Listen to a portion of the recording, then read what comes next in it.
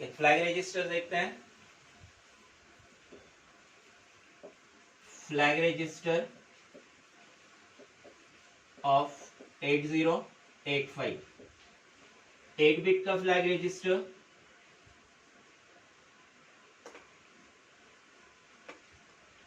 8 bit flag register,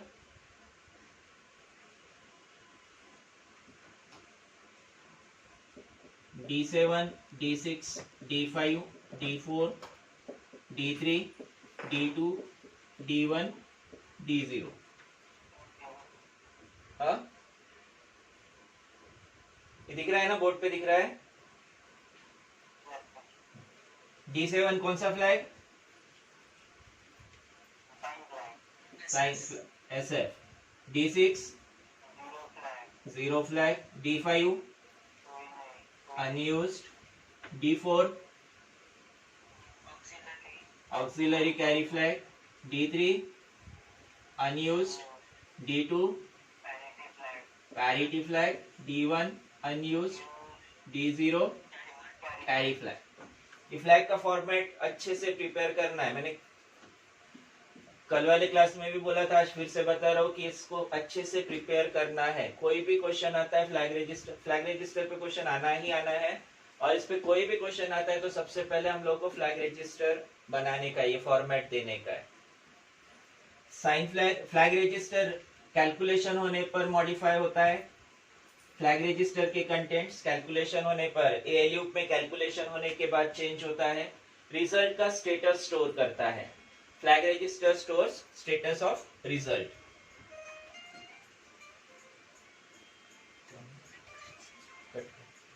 इधर ये रुक जाएगा।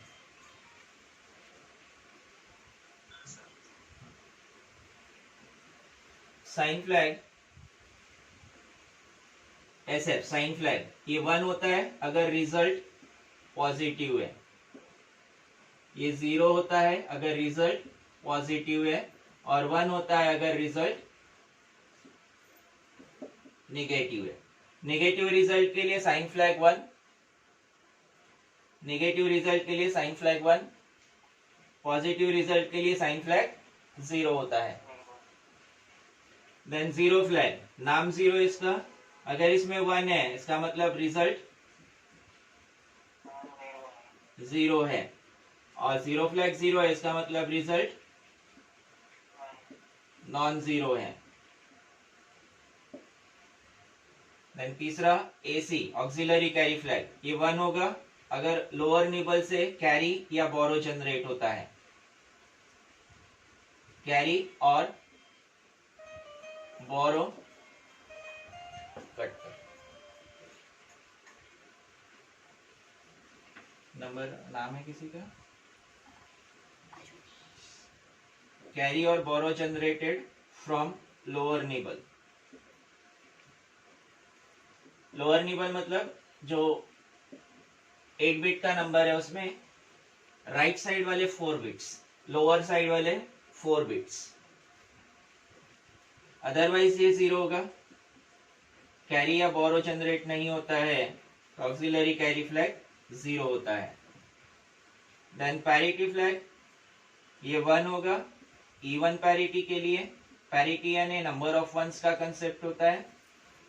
नंबर ऑफ वंस अगर 1 है, नंबर ऑफ वंस अगर इवन है तो पैरिटी फ्लैग 1 होगा, अदरवाइज पैरिटी फ्लैग 0 होता है for odd parity. Number of ones का काउंट अगर ऑड है तो पैरिटी फ्लैग 0 होगा। Then carry flag,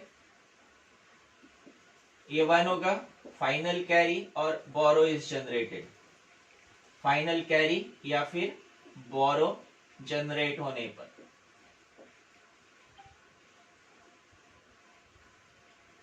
otherwise this carry flag is 0।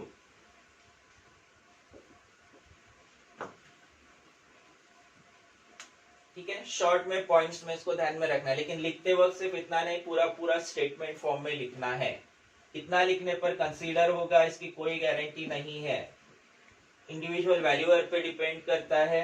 जो पेपर वैल्यूअर होता है वो पूरा उसको स्टेटमेंट एक्सपेक्ट करता है वो कि इसमें पूरा पूरा स्टेटमेंट होना चाहिए। इसे स्टेटमेंट हम लोग बना सकते, फ्रेम कर सकते हैं। Sign flag sign flag is 0 when the result is positive, but if result is negative sign flag SF equal to 1. ऐसे सिंपल स्टेटमेंट की फॉर्म में इसे लिखना है. If the result 8-bit result is 0, 0 flag is 1, otherwise what लिखा तो चलेगा, otherwise 0 flag is 0, या if result is non-zero, 0 flag is 0. ऐसे स्टेटमेंट फॉर्म में लिखना है.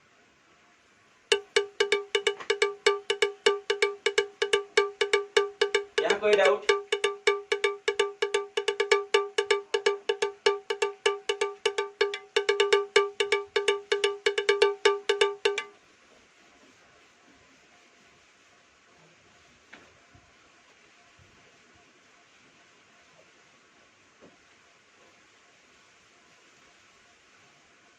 हम लोगों ने एग्जाम्पल लिए थे, इसमें एप्लीकेशन पार्ट लिए थे.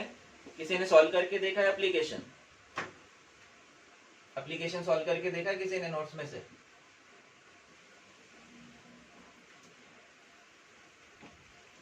कंसीडर करते हैं 5b ऐसा कोई नंबर है जिसका मीनिंग इंटरप्रेट करना है.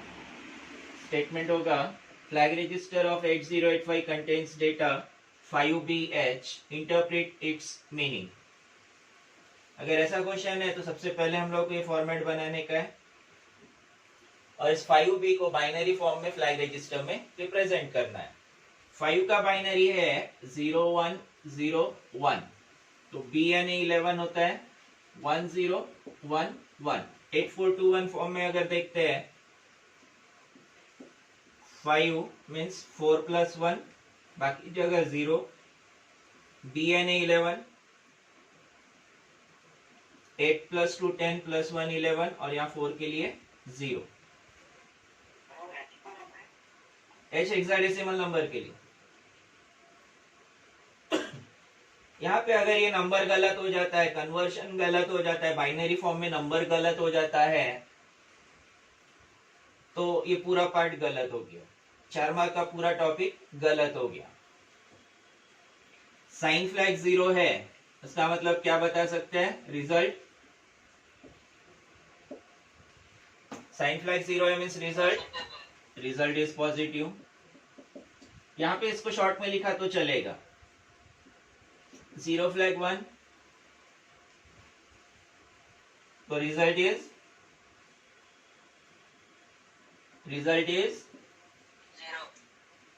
0 कि नॉन 0? क्या होना चाहिए? 0 होना चाहिए. AC1 मीन्स कैरी, या तो कैरी या फिर बोरो is generated from lower nibble. Carry or borrow is generated from lower nibble. Then parity flag 0 है, तो result has odd parity. 8-bit result has odd parity. Then CF equal to 1, final carry or borrow is generated. Final carry or borrow is generated.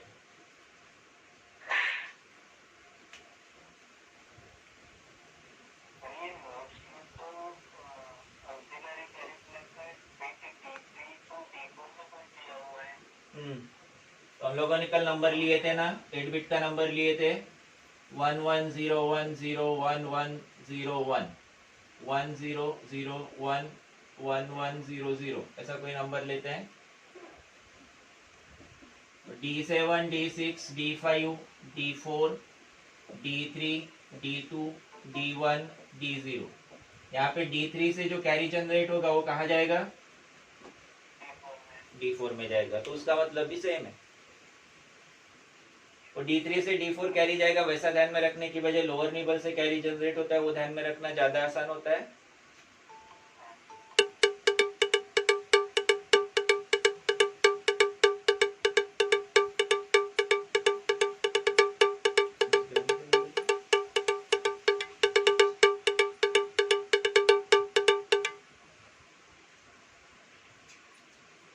ये example note कर लो। मैंने next part देखते हैं, interrupts.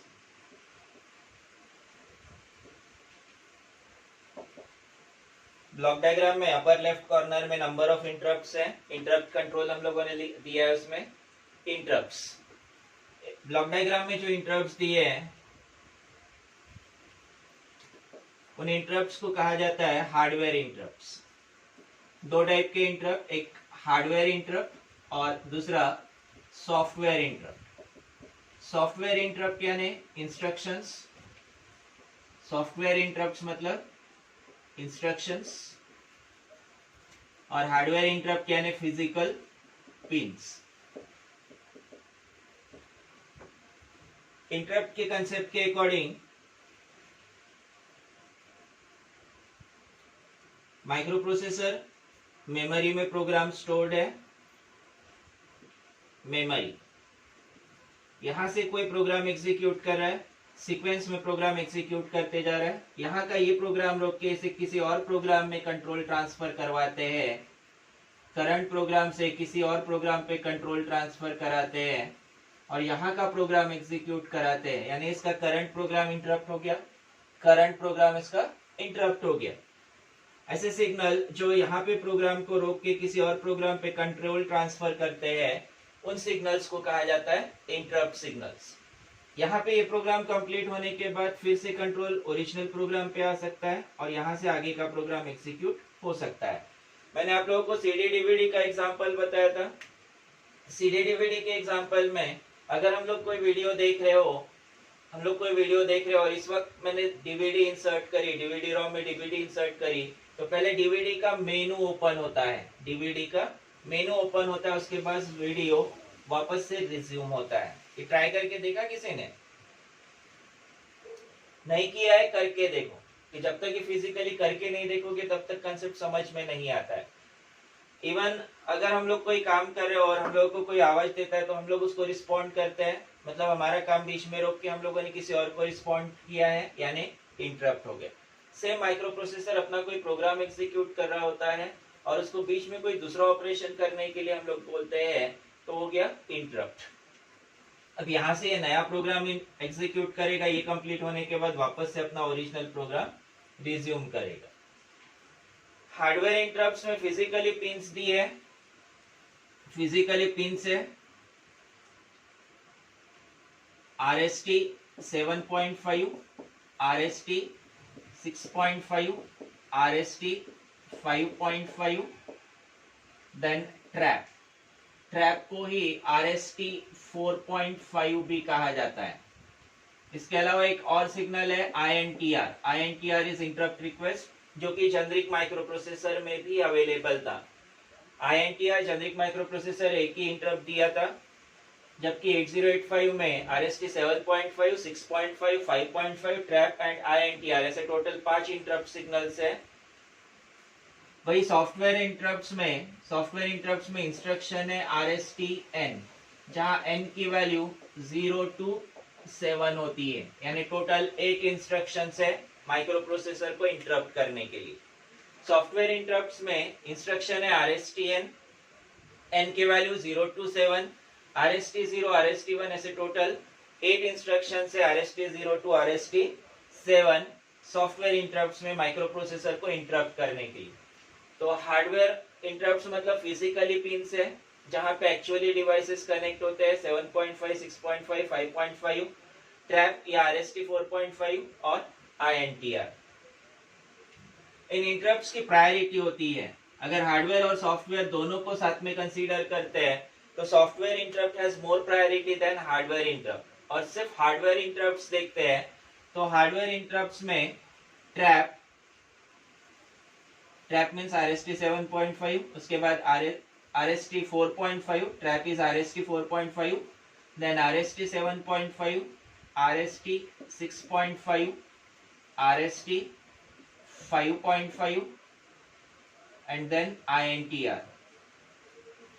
Trap की होती है highest priority,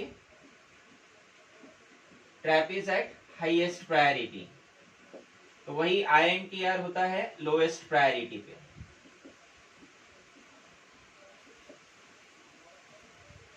trap होता है हाईएस्ट प्रायोरिटी पे, तो INTR लोएस्ट प्रायोरिटी पे। फर्स्ट प्रायोरिटी ट्रैप की, second priority RST 7.5, next priority RST 6.5, next priority RST 5.5 और सबसे आखिरी प्रायोरिटी, सबसे लास्ट प्रायोरिटी या सबसे लोएस्ट प्रायोरिटी INTR की। यहाँ प्रायोरिटी का मतलब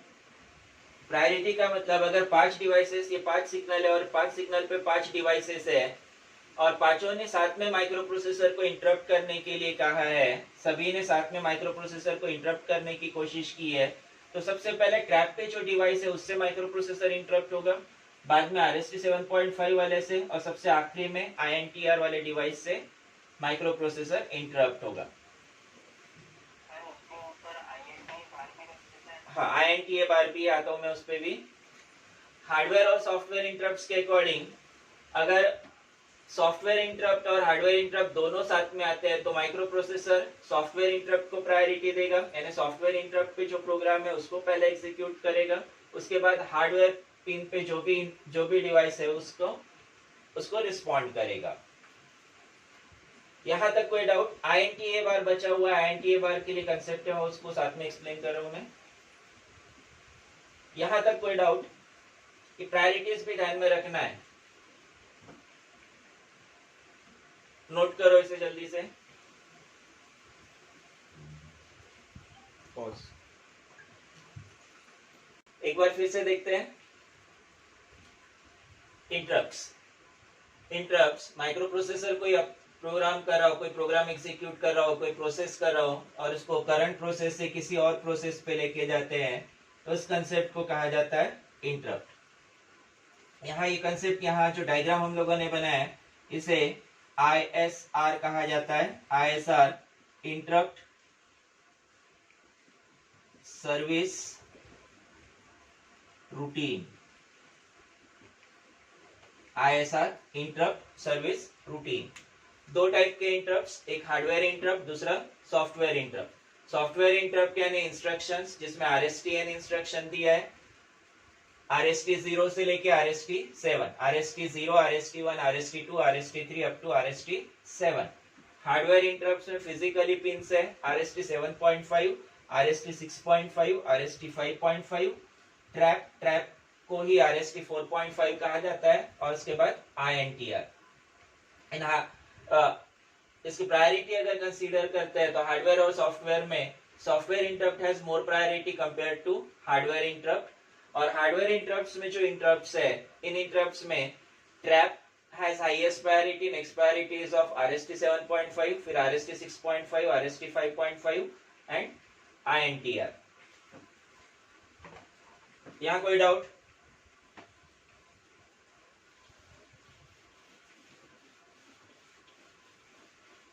कोई doubt?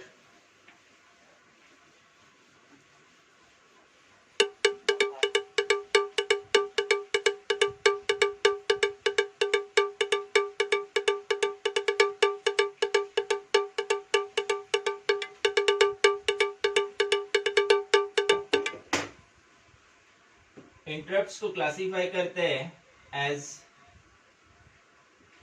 Vectored interrupts,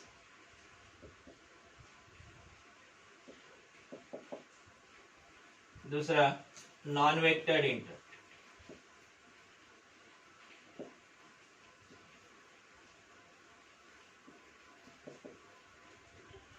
vectored interrupts and non vectored interrupts इस तरह से क्लासिफाई करते हैं। मैथ्स में वेक्टर पढ़ा है हम लोगों ने, मैथ्स और फिजिक्स दोनों में वेक्टर पढ़ा होगा। वेक्टर मीन्स पर्टिकुलर डायरेक्शन के लिए यूज किया जाता है। सेम अगर माइक्रो प्रोसेसर का इंटरप्ट किसी पर्टिकुलर लोकेशन, मेमोरी लोकेशन को पॉइंट करता है तो उस इंटरप्ट को कहा जाता है वेक्टर्ड इंटरप्ट। ऐसा इंस्ट्रक्शन या ऐसा इंटरप्ट जो माइक्रो प्रोसेसर की किसी पर्टिकुलर मेमोरी लोकेशन को पॉइंट करता है, उस इंटरप्ट को कहा जाता है वेक्टर्ड इंटरप्ट। और जिसके लिए कोई मेमोरी लोकेशन डिफाइन नहीं किया है उसे कहा जाता है non vectored interrupt. Non vectored interrupt में INTR है। इसके अलावा जितने भी इंटरप्ट्स है वो सभी इंटरप्ट्स वेक्टर्ड इंटरप्ट में आते हैं।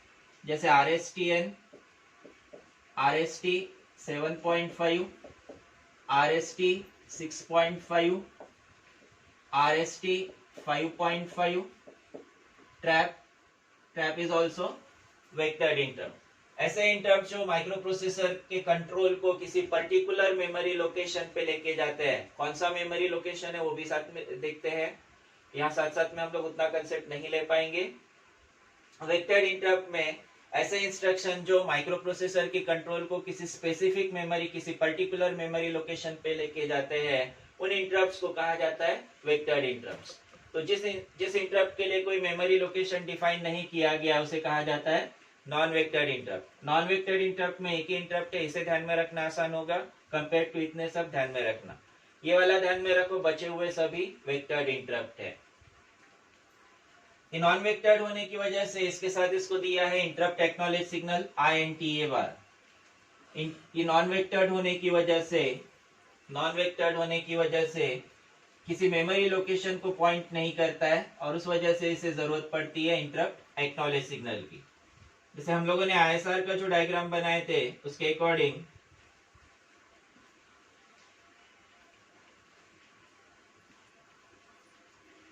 यहाँ से कंट्रोल किसी एक स्पेसिफिक मेमोरी लोकेशन पे ट्रांसफर होता है। अगर ये इंस्ट्रक्शन RST1 है तो RST1 से एक पर्टिकुलर मेमोरी लोकेशन डिफाइंड है, इसी मेमोरी लोकेशन पे कंट्रोल ट्रांसफर होगा। RST कोई और है, जैसे RST अगर 6.5 है तो पर्टिकुलर इस मेमोरी लोकेशन पे कंट्रोल ट्रांसफर होगा और हर बार इसी मेमोरी लोकेशन पे कंट्रोल ट्रांसफर होगा। उस वजह से इन इंटरप्ट को कहा जाता है वेक्टर्ड इंटरप्ट। लेकिन जब INTR सिग्नल देते हैं, INTR इंटरप्ट देते हैं, माइक्रो प्रोसेसर को INTR इंटरप्ट देते हैं, तो INTR के लिए कोई भी मेमोरी लोकेशन डिफाइन नहीं है। मेमोरी लोकेशन डिफाइन नहीं होने की वजह से जब माइक्रो प्रोसेसर इंटरप्ट होता है, जैसे मेमोरी की जगह माइक्रो प्रोसेसर कंसीडर करते हैं, INTR सिग्नल जब माइक्रो प्रोसेसर को हम लोग देते हैं तो माइक्रो प्रोसेसर के पास अब इसके लिए पर्टिकुलर कोई मेमोरी लोकेशन डिफाइंड नहीं है। ऐसे केस में micro processor reverse signal provide करता है इंटरप्ट एक्नॉलेज INTA बार। यानी उस डिवाइस को बताता है कि मैं इंटरप्ट हो चुका हूं, यानी अपना करंट प्रोसेसिंग रोक लिया है, अब आगे का प्रोसेस डिवाइस के साथ किया जा सकता है। जिस वक्त माइक्रो प्रोसेसर किसी डिवाइस से इंटरप्ट होता है तो ये अपना करंट ऑपरेशन एड्रेस और डेटा बस का कंप्लीट करता है, उसके बाद उस डिवाइस को एक्नॉलेज करता है। अगर हम लोग पढ़ाई कर रहे हो और उस वक्त हमारे फ्रेंड का फोन आता है तो हम लोग सबसे पहले उस कॉल को एक्नॉलेज करते हैं, अपना ऑपरेशन कंप्लीट नहीं करते हैं। नॉर्मली होता है ना ऐसा। अगर हम लोग पढ़ाई कर रहे हो और हमको कोई कॉल आता है तो सबसे पहले हम लोग कॉल अटेंड करते हैं, यानी हम लोग इंटरप्ट हो गए। लेकिन हम लोग इंटरप्ट होते वक्त हमारा करंट ऑपरेशन हम लोगों ने कंप्लीट नहीं किए थे। माइक्रो प्रोसेसर जो होता है ये अपना करंट ऑपरेशन कंप्लीट करता है, उसके बाद उसको जो कॉल आया उसकी तरफ रिस्पॉन्ड करता है। जैसे अभी मैं अगर क्लास ले रहा हूँ, उस ड्यूरिंग मुझे अगर कॉल आता है और उसी नेटवर्क पे मैंने मीटिंग भी रखा हुआ है तो मेरी प्रायोरिटी अभी है मीटिंग की। मुझे कॉल आता भी है तो मैं प्रायोरिटी दूंगा अपनी करंट प्रोसेस कंप्लीट करने की, और ये कंप्लीट होने के बाद फिर जिस किसी ने भी मुझे कॉल किया था उसको मैं कॉल बैक करूंगा, यानी उसको रिस्पॉन्ड करूंगा। अब यहाँ पे स्पेसिफिकली INTR के लिए, इंटरप्ट रिक्वेस्ट सिग्नल के लिए कोई मेमोरी लोकेशन डिफाइन नहीं है, उस वजह से इसे कहा जाता है नॉन वेक्टर्ड इंटरप्ट। और नॉन वेक्टर्ड होने की वजह से, कोई लोकेशन डायरेक्टली डिफाइन नहीं होने की वजह से माइक्रो प्रोसेसर उस डिवाइस को एक्नॉलेज करने के लिए INTA बार सिग्नल देता है। बार यहाँ रिप्रेजेंट करता है लो लेवल सिग्नल है। ये सिग्नल माइक्रो प्रोसेसर से मिलने के बाद उस डिवाइस को समझ में आता है कि माइक्रो प्रोसेसर मुझे रिस्पॉन्ड कर रहा है, अब मैं डेटा ट्रांसफर माइक्रो प्रोसेसर के साथ डेटा ट्रांसफर कर सकता हूँ। ये सिग्नल समझ में आ रहा है?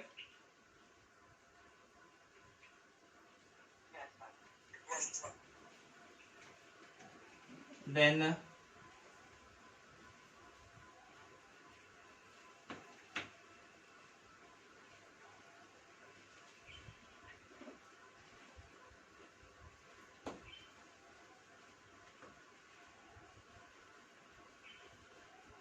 maskable and non-maskable interrupts.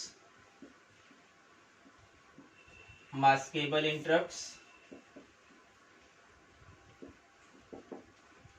Non maskable interrupts.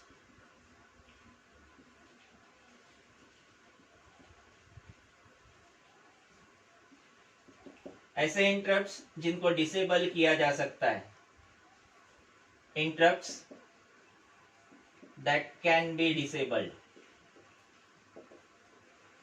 जैसे मैंने अभी बोला कि मुझे कॉल आता है, मैं क्लास ले रहा हूं, उसी नेटवर्क पे मुझे अगर कॉल आता है तो मैं उसको डिसेबल कर सकता हूँ, उस कॉल को मैं डिसेबल कर सकता हूँ। मेरा नेटवर्क चालू रहना चाहिए, मुझे ये ध्यान रखना है कि मुझे मेरा नेटवर्क चालू रखना है, तो कॉल को मैं डिसेबल कर सकता हूँ। ऐसे इंटरप्ट जिनको डिसेबल किया जा सकता है उन इंटरप्ट्स को कहा जाता है मास्केबल इंटरप्ट्स। तो जिनको डिसेबल नहीं किया जा सकता है, interrupts that cannot be disabled. ऐसे इंटरप्ट्स जिनको डिसेबल नहीं किया जा सकता है उन इंटरप्ट्स को कहा जाता है non maskable interrupts. Non maskable interrupts में एक ही इंटरप्ट है, trap. Trap is non maskable interrupt. तो बचे हुए सभी इंटरप्ट्स फिर मास्केबल इंटरप्ट्स होंगे। अब बचे हुए इंटरप्ट्स में RST N, RST 7.5, RST 6.5, RST 5.5 and trap नहीं, INTR। These are maskable interrupts। यानी इन पिन्स के थ्रू या इन इंस्ट्रक्शन या इन पिन्स के थ्रू डिवाइस इंटरप्ट होता है, माइक्रो प्रोसेसर इंटरप्ट होता है, तो उनको बीच में रोका जा सकता है। लेकिन अगर ट्रैप से माइक्रो प्रोसेसर इंटरप्ट हो रहा है, जैसे मेरा नेटवर्क ही अगर डाउन हो जाता है तो उसमें कुछ कर सकते हैं क्या? मेरा नेटवर्क ही अगर डाउन हो जाता है तो उसको मैं कुछ नहीं कर सकता हूँ। ऐसा इंटरप्ट जिसे मैं कुछ नहीं कर सकता हूँ, जिसे बीच में नहीं रोक सकता, उसे कहा जाता है ट्रैप। इवन अगर कंप्यूटर की रीसेट बटन है, कंप्यूटर रिस्टार्ट होने जब लगता है तो उसे बीच में हम लोग रोक नहीं सकते हैं। ऐसे इंटरप्ट्स को कहा जाता है नॉन मास्केबल इंटरप्ट्स। नोट करो इसे जल्दी से, ये ऑब्जेक्टिव में पूछा जाता है। Dash is a non maskable interrupt, dash is a non maskable interrupt. या फिर ये पूछा जा सकता है dash is a non vectored interrupt. या फिर ऐसा कोई स्टेटमेंट हो सकता है trap is a dash interrupt, maskable, non maskable, vectored, non vectored. Vectored तो नहीं आएगा क्योंकि वेक्टर्ड और इसमें नॉन मास्केबल दोनों में आता है, तो वेक्टर्ड नहीं आएगा। Maskable, non maskable, non vectored और एक आधा कोई हो सकता है, या नन ऑफ दिस ऐसा ऑप्शन हो सकता है। इसमें आंसर आएगा trap. Trap is a non maskable interrupt. Note करो इसे। कौन से मेमोरी लोकेशन पे कौन से मेमोरी लोकेशन पे कंट्रोल ट्रांसफर करता है वो देखते हैं।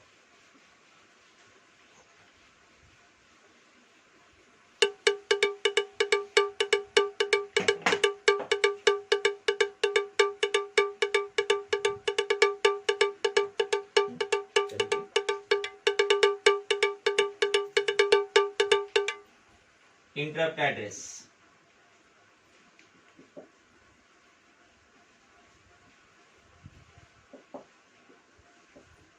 हम लोग कंबाइन इंटरप्ट्स लिखते हैं। RST 0 से स्टार्ट करते हैं। Software interrupts RST 0, RST 1 up to RST 7 है।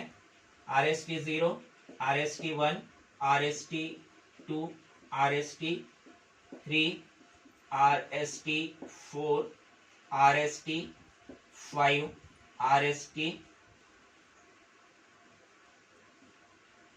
5, RST 6, RST 7। ये सभी हो गए सॉफ्टवेयर इंटरप्ट्स RST 0 से लेके RST 7 तक। ये एड्रेसेस होते हैं 0 मल्टीप्लाइड बाय 8 हेक्साडेसिमल में। 0 मल्टीप्लाइड बाय 8 ये 0 ही आएगा। मेमोरी लोकेशन इससे डिफाइन होता है 0000। 1 multiplied by 8H, 1 multiplied by 8 आएगा, तो ये मेमोरी लोकेशन 0008 होगा। यानी अगर RST 0 इंटरप्ट से माइक्रो प्रोसेसर इंटरप्ट होगा तो माइक्रो प्रोसेसर का कंट्रोल हमेशा मेमोरी लोकेशन 0 पे ट्रांसफर होगा। RST 1 से माइक्रो प्रोसेसर इंटरप्ट होता है तो हर बार माइक्रो प्रोसेसर का कंट्रोल मेमोरी लोकेशन 0008 पे ट्रांसफर होगा। वही अगर मेमोरी RST 2 से इंटरप्ट होता है तो माइक्रो प्रोसेसर का कंट्रोल ट्रांसफर होगा 0010 पे। यहाँ 10 आएगा हेक्साडेसिमल। 2 मल्टीप्लाइड बाय 8 16 होता है, लेकिन ये 16 यानी डेसिमल होता है, इसी को हेक्साडेसिमल में अगर कन्वर्ट करते हैं तो ये होगा 10। RST3 multiplied by 8H, decimal में 24, हेक्साडेसिमल में आता है ये 18। इसी तरह से 4 multiplied by 8H, 5 multiplied by 8H, 6 multiplied by 8H, 7 multiplied by 8H। अभी शुरुआत के दो एड्रेसेस ध्यान में रखो, इसी से आगे के एड्रेसेस बनाए जा सकते हैं। 08 देन 10 18, तो ऐसे ही नेक्स्ट एड्रेस बनेगा 20 हेक्साडेसिमल में, और इधर बनेगा 28 10 18 20 28। वैसे यहाँ पे 00 30 और 0038 हेक्साडेसिमल। ये हो गया सॉफ्टवेयर एड्रेस। हर सॉफ्टवेयर इंस्ट्रक्शन का एड्रेस फिक्स है, और एड्रेस फिक्स होने की वजह से इनको कहा जाता है मास्केबल इंटरप्ट। देन 4 और 5 के बीच में हार्डवेयर इंटरप्ट RST 4.5। RST 4.5 यानी कौन सा? ट्रैप। इसका एड्रेस है 4.5 मल्टीप्लाइड बाय 8H। 20 और 28 के बीच में नंबर आता है 0024H।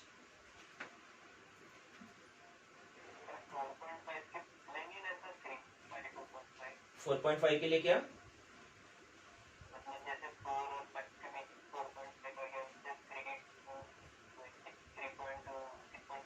नहीं वो नहीं है, नहीं वो नहीं है। हार्डवेयर इंटरप्ट्स जितने हैं उतने ही। हार्डवेयर इंटरप्ट फिजिकली जो स्ट्रक्चर उसका डिजाइन किया गया वो वैसे के वैसे, वो चेंज नहीं होगा। जितने दिए उतने ही बहुत है अपने लिए, और ऐड मत करो। RST 6.5, यहाँ 5.5, RST 5.5, इसका एड्रेस बनेगा 5.5 मल्टीप्लाइड बाय 8H। 28 और 30 के बीच में 002CH। 2C क्यों? 9 के बाद हेक्साडेसिमल में आता है ABCDEF, और F होने के बाद फिर 10 आता है, तो बीच में नंबर आएगा C। 28 8 और 10 के बीच में C आता है, 28 से 30 के बीच में आएगा 2C। देन RST 6.5, ये आता है 6.5 मल्टीप्लाइड बाय 8H। 30 और 38 के बीच में ये नंबर आता है 0034H। Then RST 7.5 multiplied by 8H, 003CH। जो भी इंटरप्ट आता है उससे पर्टिकुलर मेमोरी लोकेशन डिफाइन होता है, उस वजह से इन इंटरप्ट्स को वेक्टर्ड इंटरप्ट कहा जाता है। ऐसा INTR के लिए कोई मेमोरी लोकेशन डिफाइन नहीं हुआ है, उस वजह से उस इंटरप्ट को कहा जाता है नॉन वेक्टर्ड इंटरप्ट। अब इंटरप्ट के पूरे टॉपिक पे 4 मार्क का क्वेश्चन आता है, जिसमें what are interrupts, what are maskable and non maskable interrupts, give address of instruction interrupts, give address of interrupts, और एक आधे बार प्रायोरिटी ऑफ इंटरप्ट्स भी पूछा जाता है। ऐसे मिक्स क्वेश्चन होता है, जो पॉइंट्स मैंने बोला उसको मिक्स करके क्वेश्चन बनाया जाता है। एड्रेसेस नोट कर लो।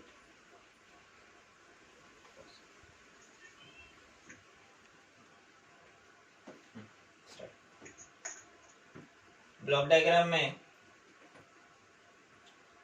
अपर लेफ्ट कॉर्नर अगर देखते हैं तो वहां इंटरप्ट कंट्रोल है, राइट कॉर्नर पे सीरियल IO कंट्रोल है। ये हो गया, मिटाओ।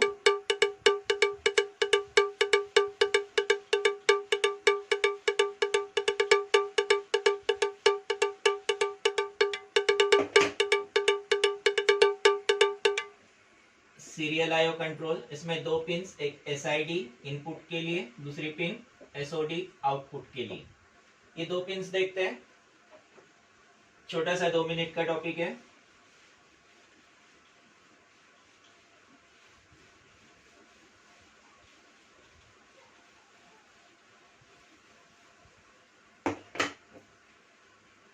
Serial IO control,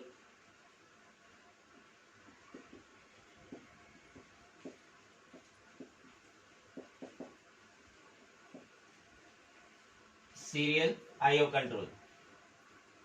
serial IO control, इसमें सीरियल आईओ कंट्रोल को ही सीरियल डेटा ट्रांसफर भी कहा जाता है। दो पिंस, एक इनपुट के लिए SID सीरियल इनपुट डेटा, तो दूसरा पिन आउटपुट के लिए SOD serial output data.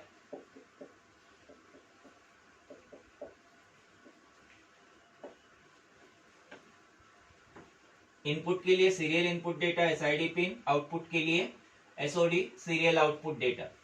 Serial data means 1 bit data at a time.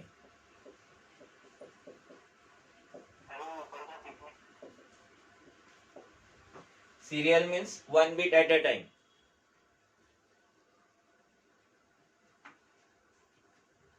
Serial is 1 bit at a time. Serial data transfer मतलब 1 bit का डेटा ट्रांसफर। यहाँ जो पिन दी है इसके थ्रू 1 बिट का डेटा इनपुट में आ सकता है या फिर 1 बिट का डेटा ही आउटपुट में जा सकता है। किस तरह से होगा वो देखते हैं।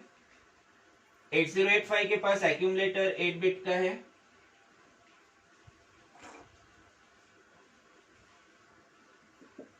Accumulator A7, A6, A5, A4, A3, A2, A1, A0, इस तरह से।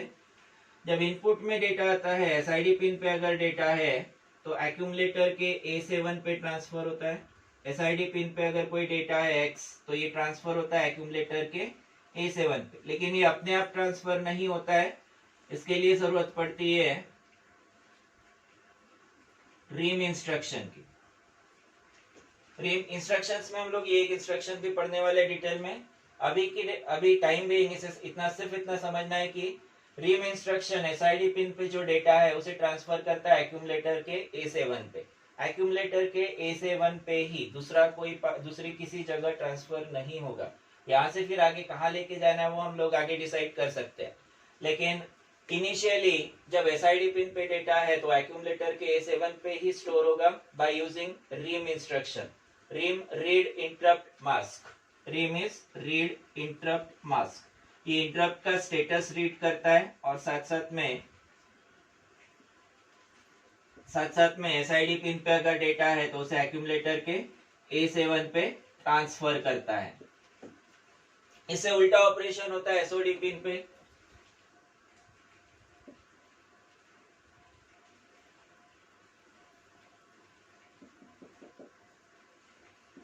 A7, A6 up to A0। अब ये रिवर्स डायरेक्शन में डेटा ट्रांसफर होगा। यहाँ पे इनपुट में डेटा आता है तो अब यहाँ आउटपुट में डेटा ट्रांसफर होगा SOD पिन पे, लेकिन फिर से एक्यूमुलेटर के A7 से। और फिर अपने आप नहीं ट्रांसफर होगा, यहाँ भी इसको जरूरत पड़ेगी SIM instruction. SIM represents set interrupt mask. ये इंटरप्ट्स को सेट करता है और इंटरप्ट्स को सेट करने के साथ साथ एक्यूमुलेटर के A7 पे जो भी डेटा होगा, जो भी डेटा बिट है उसे ट्रांसफर करता है SOD पिन पे। यहाँ से आगे जो भी ऑपरेशन जहां किसी डिवाइस को देना है कनेक्ट कर सकते हैं। इनिशियली एक्यूमुलेटर के A7 से SOD पिन पे डेटा ट्रांसफर होता है और इनपुट में आता है तो SID पिन से एक्यूमुलेटर के A7 पे। ऐसे SOD और SID serial single bit data transfer करने के लिए एक एक पिन दी गई है। SID SOD इन दोनों से 1 बिट डेटा ट्रांसफर होगा, इनपुट में 1 बिट, आउटपुट में 1 बिट। कोई डाउट?